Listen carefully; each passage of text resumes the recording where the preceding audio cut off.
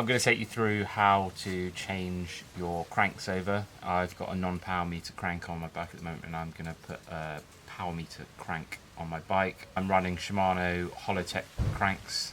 It's fairly simple to do. This is how you do it. Okay, first things first. You're going to want to lay out all of your tools and the cranks that you are swapping over and make sure everything's nice and neat so you know where it is. It helps if you have a stand, not essential. Pick up the 5mm Allen key and the little Shimano tool for undoing the pinch bolt. There are 2 bolts on the bottom of the crank that you're going to need to undo. Just undo a bit each side until it's loose. And then there's a little plastic cover that you want to pick out from the middle, like a safety cover. And then you want to use the little Shimano plastic tool to undo the pinch bolts. Drop the chain off around the bottom bracket cup, and then you should just be able to wiggle off the crank just like that. Give it some gentle persuasion with something that's non-metallic, and there you have it, the crank's out.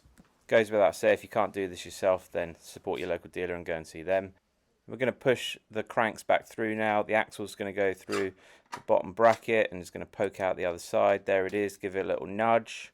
There's a little hole in the cranks, and that's for the little safety lever to push down onto. We're going to push on the non-drive side crank, and then we're going to, once it's on, you want to push the little plastic bit into that hole, and that's just an extra safety precaution. Now you want to use your Shimano tool and just tighten up that pinch bolt so it's finger tight and everything's nice and snug. Here's my dog Pero, who could not give a shit. Tighten up the 2 bolts at the bottom of the crank, little by little, 12 Newton meters, and you're good to go. Check everything shifts okay, make any changes to the gears that you need, and you're done.